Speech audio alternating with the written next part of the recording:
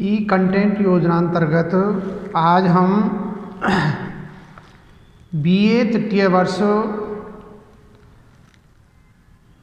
हिंदी साहित्य द्वितीय प्रश्न पत्र और पाठ्य पुस्तक का नाम है प्रतिनिधि निबंध संग्रह।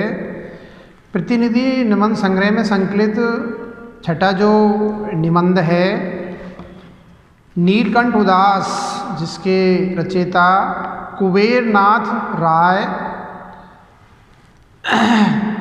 का जो निबंध है नीलकंठ उदास, उसके जो मार्मिक गद्यांश या चर्चित गद्यांश या यूँ कहें कि व्याख्या की दृष्टि से या परीक्षा की दृष्टि से महत्वपूर्ण अंश है।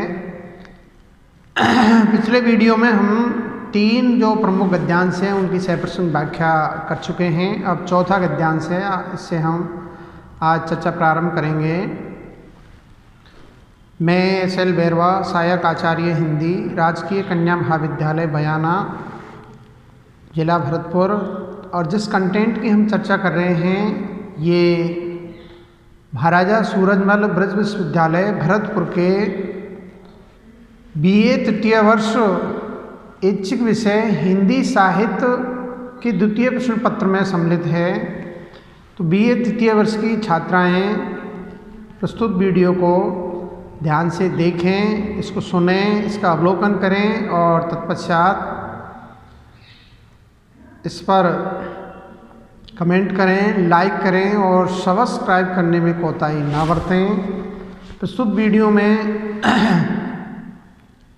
बेहद ज्ञानवर्धक और रोचक सामग्री मैं प्रस्तुत कर रहा हूँ, तो कृपया करके इसका गौर से अवलोकन करें। धन्यवाद, नमस्कार। प्यारी छात्राओं, ये ई कंटेंट प्रोग्राम है, इसमें आपको अपना जो बीए तृतीय वर्ष का हिंदी साहित्य का जो पाठ्यक्रम है वो पढ़ाया जा रहा है। और मैंने अब तक आपको आधुनिक हिंदी कविता है जो प्रथम प्रश्न पत्र में सम्मिलित है उसको मैं पहले ही पूर्ण करा चुका हूँ, और ये भी लगभग 2 निबंध और है इसमें। इस जो निबंध संग्रह है प्रतिनिधि निबंध संग्रह, उसमें इस निबंध के बाद में 2 निबंध और रहेंगे और तत्पश्चात हम नाटकों की श्रृंखला है उसको प्रारंभ करेंगे। उसमें 2 नाटक है, तो ध्यान से देखते रहिए। तो चौथा जो इस निबंध का चौथा प्रमुख गद्यांश है उसको पहले हम पढ़ते हैं और फिर व्याख्या के जो 4 सोपान हैं उसके आधार पर इसकी 100% व्याख्याएँ करेंगे। आखिर वह कौन सा नया दर्द है जो मैं अपनी रचनाओं में डालूं? क्या वह जीवन में 2 मीटर मखमल या रेशम न पाने का दुख है? क्या वह अच्छा वेतन और बोनस न पाने का दुख है? क्या वह रोटी दाल भी नसीब न होने का दुख है? अवश्य ही रोटी दाल का नसीब न होना एक अति तीव्र बुनियादी वेदना है, पर वह ऐसी वेदना नहीं जो पशु से भिन्न मनुष्यता की मौलिक शिनाख्त कही जा सके। रोटी दाल या रति क्रिया से वंचित रह जाने का दुख ही अपने युग की सर्वोच्च व्यथा बन गई है, पर यह व्यथा बृहत्तर दुख को रचने का उपयुक्त उपकरण नहीं है। यही तो मेरी इस युग से शिकायत है। तो ये जो गद्यांश है, अब हम इसको व्याख्या के जो प्रमुख 4 सोपान होते हैं, संदर्भ, प्रसंग, भावार्थ और कलात्मक सौंदर्य या साहित्यिक सामाजिक विश्लेषण, या यूँ कहें कि टिप्पणी या विशेष, इस आधार पर हम इस गद्यांश को, गद्यावतरण को, इस अंश को हम इसका परीक्षण करते हैं, इसका अवलोकन करते हैं, इसका विवेचन विश्लेषण करते हैं, तो पहले हम इसका संदर्भ देखते हैं। प्रस्तुत गद्यांश हमारी पाठ्य पुस्तक प्रतिनिधि निबंध संग्रह में संकलित और मशहूर प्रतिष्ठित निबंधकार कुबेर नाथ राय द्वारा रचित या लिखित निबंध नीलकंठ उदास शीर्षक से उद्धृत है, अवतरित है या लिया गया है। अब हम इस गद्यांश का प्रसंग देखते हैं। प्रस्तुत गद्यांश में लेखक या निबंधकार क्या कहना चाहता है, किस बात को चित्रित कर रहा है, किस बात की चर्चा कर रहा है, उसको हम देखते हैं। तो प्रस्तुत गद्यांश में कुबेर नाथ जी नीलकंठ पक्षी के माध्यम से मनुष्य के दुख पर प्रकाश डालते हुए दुख के विविध रूप और वास्तविक दुख का विवेचन किया है। दुख के जो विभिन्न रूप होते हैं और वास्तविक जो कष्ट होता है, दुख होता है, उसकी विवेचना प्रस्तुत गद्यांश में लेखक या निबंधकार कुबेर नाथ जी कर रहे हैं। अब हम इसका भावार्थ देखते हैं। प्रस्तुत गद्यांश में लेखक कहते हैं कि आखिर जीवन में ऐसा कौन सा नया दर्द है, ऐसा कौन सा नया दुख है, नई वेदना है, कष्ट है, जिसके बारे में मैं अपनी रचनाओं में लिखूं, मैं उसका सृजन करूं, उसका निर्माण करूं। क्या दुख वह है जो जीवन में 2 मीटर या थोड़ा अच्छा कपड़ा प्राप्त नहीं करने को लेकर है? अच्छे मतलब क्या है, वस्त्र पहनने को नहीं मिले, इसका ही दुख है व्यक्ति को? क्या धन की कमी का दुख सच्चा और वास्तविक है कि धन प्राप्त नहीं हुआ, माया नहीं मिली, यही दुख है? अच्छा वेतन एवं बोनस लाभांश प्राप्त नहीं कर पाने का दुख क्या सच्चा एवं गहन दुख है? कदापि नहीं हो सकता।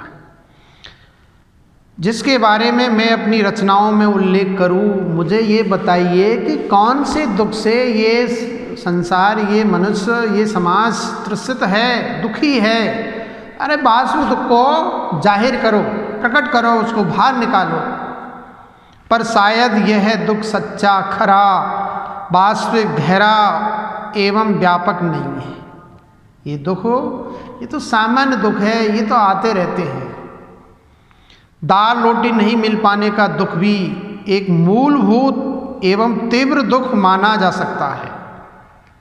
हाँ, ये जरूर माना जा सकता है कि दाल रोटी तो मुनासिब होना चाहिए, हर व्यक्ति को मिलना चाहिए, क्योंकि ये बुनियादी आवश्यकताएं होती है, रोटी, कपड़ा और मकान, ये मनुष्य की।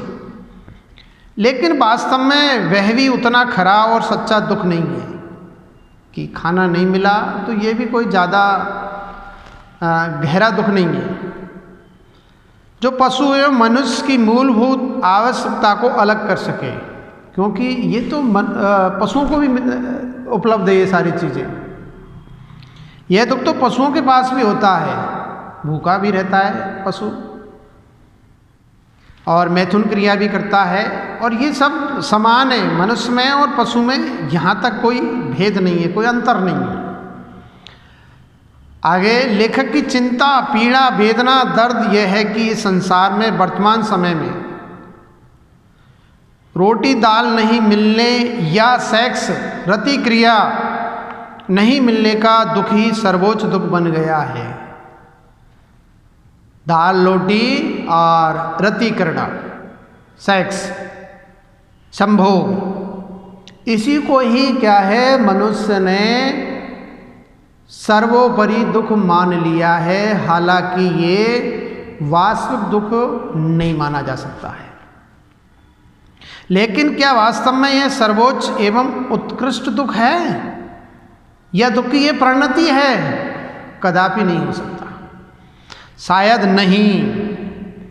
व्यापक एवं विस्तृत दुख का कारण यह नहीं हो सकता कि रोटी नहीं मिली, मुझे रति क्रिया का मौका नहीं मिला, ये वास्तविक दुख नहीं माना जा सकता है।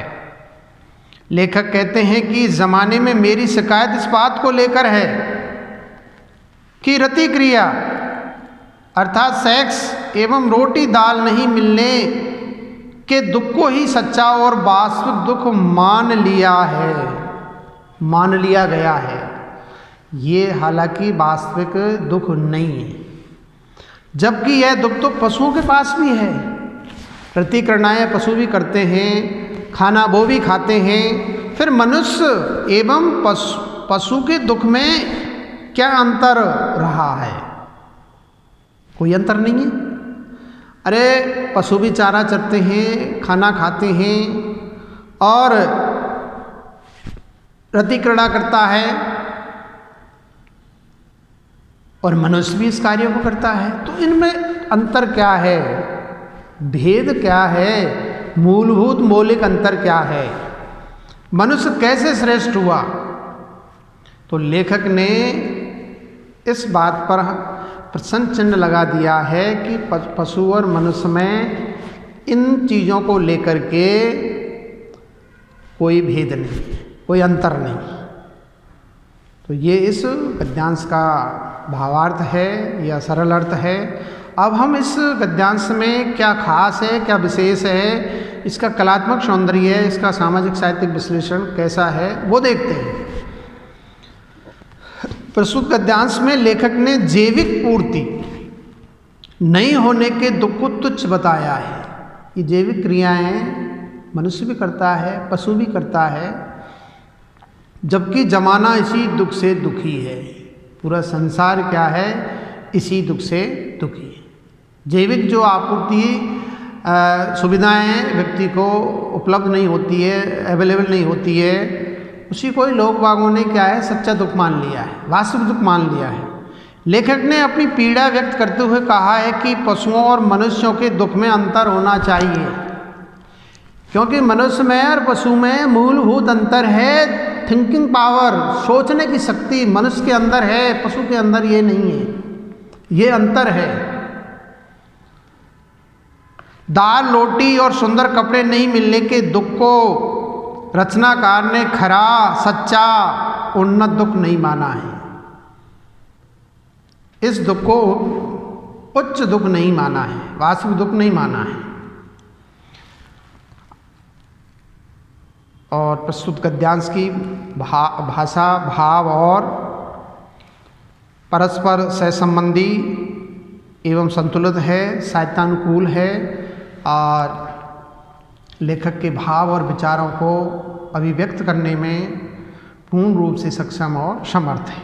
अब अगला हम जो 5वां गद्यांश है उसको देखते हैं। अपनी प्रचंड वैज्ञानिक उन्नति और भोग के प्रचुर साधनों को अधिकाधिक उपलब्ध कराते हुए भी औद्योगिक वैज्ञानिक सभ्यता दिन पर दिन हमें इतना हीन और लघु करती गई है कि किसी भी बृहत्तर दुख के रूप में अनुभव करने की क्षमता का ही लोप हो गया। देनंदन चक्र आहत होता रहता है, सील का हृदय सर्वित किया जाता है, बुनियादी निर्बलता खंडित होती रहती है और जो रोटी दाल से वंचित रह जाने की व्यथा को सर्वोच्च मानते हैं, उच्च मानते हैं, उनसे इस बृहत्तर व्यथा की बात करना उनकी दृष्टि में वंचना या पागलपन है। अब हम इस गद्यांश को व्याख्या के 4 सोपानों के आधार पर इसका विवेचन विश्लेषण करते हैं, इसकी समीक्षा करते हैं। तो पहले हम इसका संदर्भ देखते हैं। प्रस्तुत गद्यांश हमारी पाठ्य पुस्तक प्रतिनिधि निबंध संग्रह में संकलित मशहूर निबंधकार कुबेरनाथ राय द्वारा रचित या लिखित निबंध नीलकंठ उदास शीर्षक निबंध से उद्धृत है, अवतरित है, लिया गया है। अब हम इस गद्यांश का प्रसंग देखते हैं, प्रसंग निहारते हैं। प्रस्तुत अंश में या गद्यांश में लेखक ने पूर्व प्रसंग में दुख का विवेचन करते हुए उसके बृहत्तर व्यापक स्वरूप की चर्चा की है कि वास्तविक दुख कौन सा है। इस बात का उल्लेख या इस बात की चर्चा प्रस्तुत गद्यांश में लेखक कर रहा है। तो अगला जो हमारा सोपान है, इसका गद्यांश का भावार्थ है, उसको देखते हैं, तब पूरी बात स्पष्ट हो जाएगी। प्रस्तुत गद्यांश में लेखक की पीड़ा इस बात को लेकर है कि इंसान ने भले ही कितना भी वैज्ञानिक विकास कर लिया हो, वैज्ञानिक आविष्कार कर लिए हो, भौतिक सुख सुविधाओं एवं भोग के प्रचुर साधनों को उपलब्ध करवा दिया हो, ढेर सारी सामग्री क्या है इकट्ठी कर ली हो, सारी सुविधाएं फैसिलिटी हमारे पास में उपलब्ध है, लेकिन साथ ही साथ वास्तविक गहन उन्नत एवं व्यापक दुख को अनुभव करने की उसकी क्षमता कहीं गायब हो गई है, चली गई है छोड़ करके। औद्योगिक विकास एवं वैज्ञानिक सभ्यता के दिनानुदिन नवीनतम प्रगति के बावजूद इंसान का वास्तविक सात्विक एवं गहन दुख कहीं गायब हो गया है, कहीं चला गया है, और भौतिक शारीरिक एवं सामान्य जैविक आवश्यकताओं का अभावी वास्तविक दुख प्रतीत हो रहा है। क्या कहा लेखक ने? भौतिक शारीरिक और सामान्य जैविक आवश्यकताओं का अभावी वास्तविक दुख प्रतीत होता है, वास्तविक दुख प्रतीत होता है मनुष्य को, ऐसा कदापि नहीं। लेखक का कहना है कि एक तरफ रोजमर्रा का प्रतिदिन का जीवन चक्र प्रभावित हो रहा है, चरित्र बींधा जा रहा है, चरित्र में ह्रास हो रहा है, पतनशील है, हृदय की संवेदनाएं चीत्कार कर रही हैं, रो रही हैं, संवेदनाएं नष्ट हो रही हैं। जो मूलभूत संवेदना गरिमा और पवित्रता है, निर्मलता है, वह खंडित हो रही है। दूसरी ओर रोटी दाल नहीं मिलने की पीड़ा को सर्वोच्च माना जा रहा है कि यही वास्तविक दुख है। जो लोग अच्छे कपड़े एवं दाल रोटी के अभाव को ही सर्वोच्च दुख एवं व्यथा मानते हैं, ऐसे लोगों के व्यापक दुख की सात्विक उदात्त एवं गहन दुख की बात करना पागलपन है, बोरायापन है। वे लोग हमें पागल करार देंगे कि यही वास्तविक दुख मान लिया है। तो ये इस गद्यांश का भावार्थ है, सरल अर्थ है। अब हम इसका कलात्मक सौंदर्य देखते हैं। प्रस्तुत गद्यांश में कुबेरनाथ राय के अनुसार मनुष्य ज्यों-ज्यों भौतिक एवं वैज्ञानिक उन्नति एवं प्रगति कर रहा है, त्यों-त्यों उसके व्यापक एवं गहन दुख को महसूस करने की संवेदना एवं शक्ति नष्ट होती जा रही है। अर्थात सभ्यता के विकास ने मनुष्य की संवेदनाओं का विनाश किया है। ज्यों-ज्यों क्या है हम आविष्कार कर रहे हैं, तरह तरह की सुविधाएं हम प्राप्त कर रहे हैं, वैसे वैसे ही क्या है हमारी संवेदनाएं, मनुष्य की जो संवेदना है उनका विनाश हो रहा है, वो नष्ट हो रही है। लेखक के अनुसार दाल रोटी के अभाव के दुख को ही सर्वोच्च दुख मानने वाले लोगों के लिए व्यापक उदात्त एवं गहन दुख की बात करना पूरी तरह से पागलपन है, मूर्खता है। और प्रस्तुत गद्यांश विषय के अनुरूप भाव, शब्द एवं शैली का प्रयोग हुआ है। व्यास एवं विवेचन शैली का प्रयोग देखने योग्य है। और प्रस्तुत गद्यांश की भाषा शैली से सरल सुबोध, लेखक या निबंधकार के भाव और विचारों को व्यक्त करने में पूर्ण रूप से सक्षम और समर्थ है। अब अगला जो गद्यांश है उसको पहले हम पढ़ते हैं और तत्पश्चात इसकी सप्रसंग व्याख्या करेंगे। वेदना के मानवीय और नैतिक पक्ष से यह युग अपने को जोड़ नहीं पाता।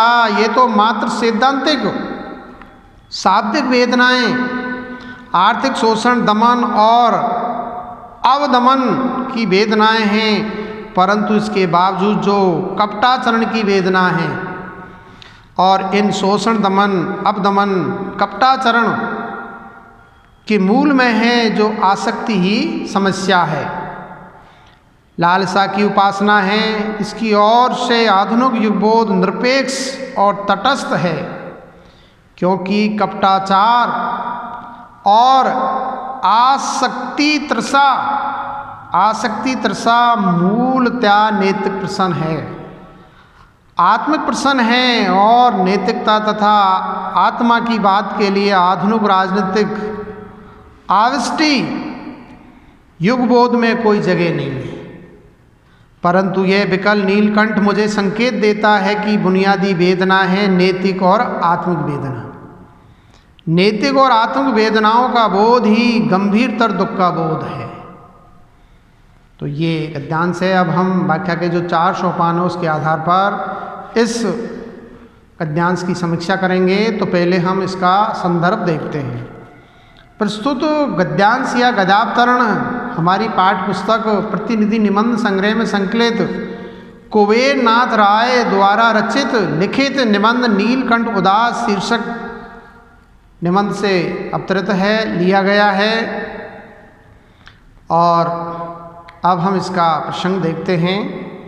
प्रस्तुत गद्यांश में लेखक ने नीलकंठ को हमारी संस्कृति के लिए शुभ का प्रतीक माना जाता है, नीलकंठ को। किंतु आज इस प्रकार से मानव धन वैभव के पीछे दौड़ रहा है और वैज्ञानिक उपकरणों का दास बनता जा रहा है। उसके कारण उसकी नैतिकता व आध्यात्मिकता का नाश होता जा रहा है। यह देखकर नीलकंठ उदास है, वो मायूस है। निबंधकार ने नीलकंठ के माध्यम से आज के मानव के नैतिक और आत्मिक पतन का उल्लेख किया है कि किस प्रकार से मनुष्य का नैतिक पतन हो रहा है, आत्मिक पतन हो रहा है, आत्मा की आवाज़ को वो सुन नहीं पा रहा है। इसी बात का प्रस्तुत गद्यांश में लेखक ने चित्रण किया है।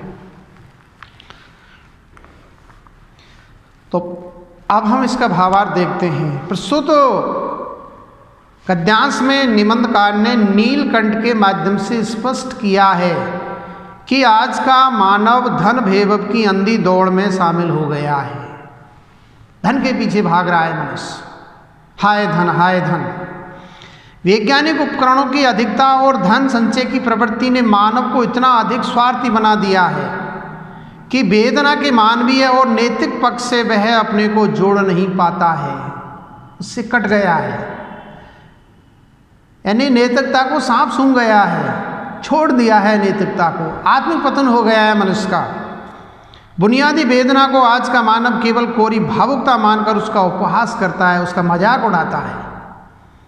आज का मानव तो केवल शाब्दिक वेदनाओं, आर्थिक शोषण, दमन और अदमन को ही वेदना के रूप में स्वीकार करता है, किंतु इसके मूल में जो उसके कपटाचरण की वेदना है, कपट आचरण करता है, जो कि दमन और अदमन के मूल में है, आसक्ति की समस्या और लालसा की उपासना है,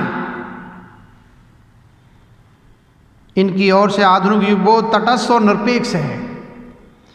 दूसरे शब्दों में आज के मानव ने वेदना को स्वयं ओढ़ा है, खुद ने न्योता दिया है उसको, क्योंकि यह वेदना किसी और के द्वारा उसे नहीं दी गई, अपितु उसने स्वयं इन वेदनाओं को उत्पन्न किया है, खुद ने सर्जन किया है इन वेदनाओं को। इसलिए इन वेदनाओं का स्वयं ही भोगता है कि भोगो। अब तरह तरह के आविष्कार कर लिए हैं जो मनुष्य जाति के लिए नुकसानदायक है।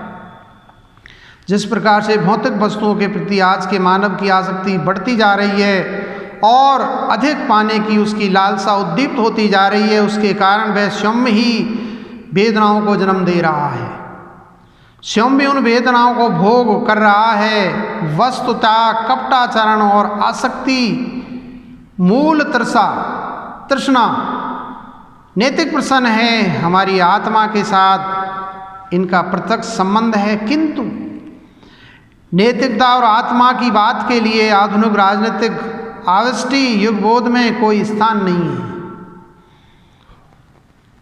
क्योंकि आज का मानव तो धन वैभव के चक्रव्यूह में ऐसा फंस चुका है कि उसके लिए नैतिकता और आत्मप्रसन्न गूलर के फूल सिद्ध हो रहे हैं। निबंधकार कहता है कि व्याकुल नीलकंठ पक्षी उसे संकेत कर रहा है कि यदि कोई बुनियादी वेदना है तो वह है नैतिक और आत्मिक वेदना। ये है वास्तविक वेदना। यदि नैतिक और आत्मिक वेदना का सच्चा बोध हो जाए तो वही वस्तुतः वेदना का सबसे गंभीरतम दुख है। अब हम इस गद्यांश का कलात्मक सौंदर्य या सामाजिक साहित्यिक विश्लेषण देखते हैं। प्रस्तुत गद्यांश में या उक्त गद्यांश में लेखक ने या निबंधकार ने आज के मानव की धन संचय की प्रवृत्ति और उसके स्वार्थीपन पर करारा व्यंग किया है, चोट की है। अवतरण की भाषा शैली खड़ी बोली तत्सम शब्दावली का प्रयोग किया गया है। अवतरण की भाषा सरल सहज और स्पष्ट है। कहीं कहीं सामासिक शैली का प्रयोग किया गया है। वर्णात्मक शैली का प्रयोग भी अवतरण में देखा जा सकता है। विचार और भावों की अभिव्यक्ति सुंदर और विचार और भावों को अभिव्यक्त करने में सक्षम है और समर्थ है। अब हम इस निबंध का अंतिम जो गद्यांश है 7वां, उसको पहले पढ़ते हैं, फिर व्याख्या के 4 जो सोपान हैं वो मैंने बोर्ड पे पीछे लिख दिया है, डिस्प्ले कर दिए हैं। संदर्भ, प्रसंग, भावार्थ और कलात्मक सौंदर्य या सामाजिक साहित्यिक विश्लेषण वो देख सकते हैं। तो 7वां, मनुष्य दैनंदिन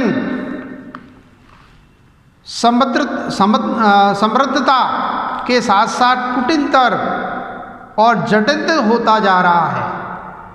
मनुष्य दैनंदिन समृद्धता के साथ साथ कुटिलतर और जटिलतर होता जा रहा है।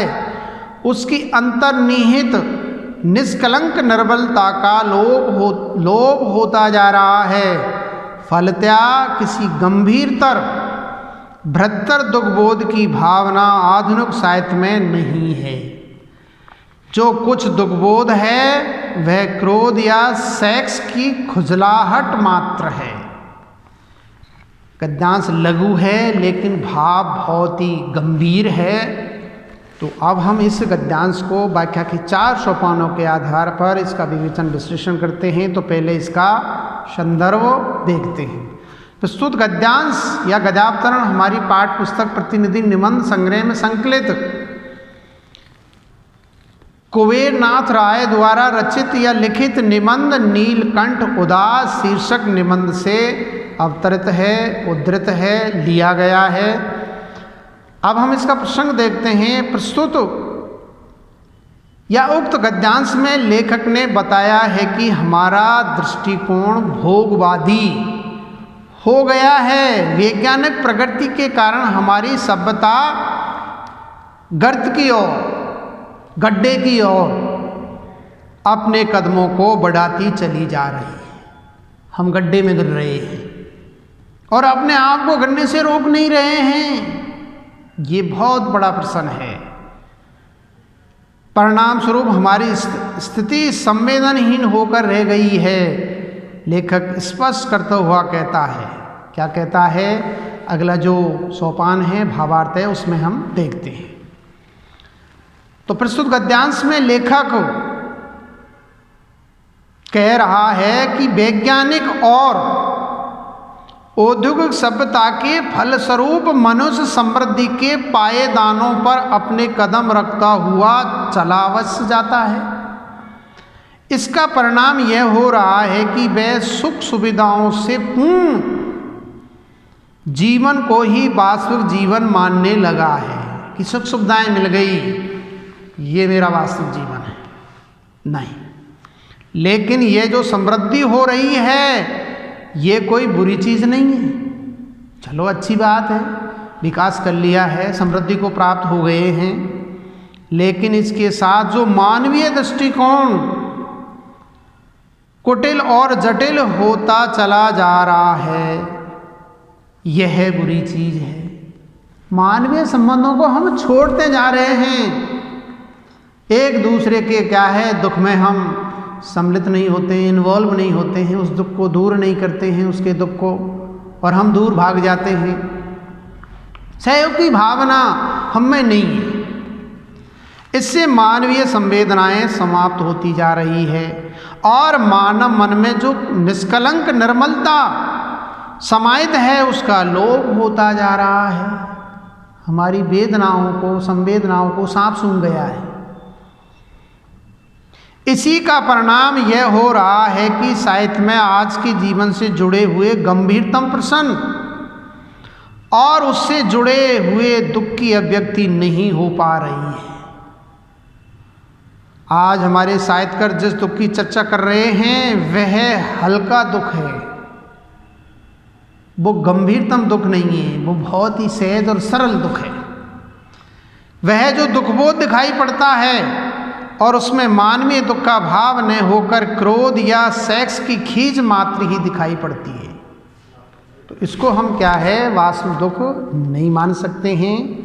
तो ये इस गद्यांश का भावार्थ है, सरल अर्थ है। अब हम इस गद्यांश का कलात्मक सौंदर्य है उसको निहारते हैं, देखते हैं। प्रस्तुत गद्यांश में या उक्त गद्यांश में लेखक ने आज के साहित्य में बृहत्तर दुख के अभाव की धारणा का मूल आधार वर्तमान जीवन में समाहित हो रही कुटिलता और जटिलता को ही माना है।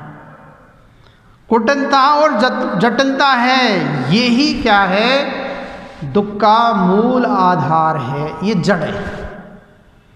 और प्रस्तुत गद्यांश की भाषा परिष्कृत, शैली विवेचनात्मक और भाषा शैली से सरल सुबोध लेखक या निबंधकार के भाव और विचारों को अभिव्यक्त करने में पूर्ण रूप से सक्षम और समर्थ है। धन्यवाद। आज इतना ही। अगला निबंध की चर्चा हम अगला जो निबंध है कविता क्या है और इसके निबंधकार लेखक नगेंद्र है, इसकी चर्चा हम अगले वीडियो में करेंगे। धन्यवाद। नमस्कार।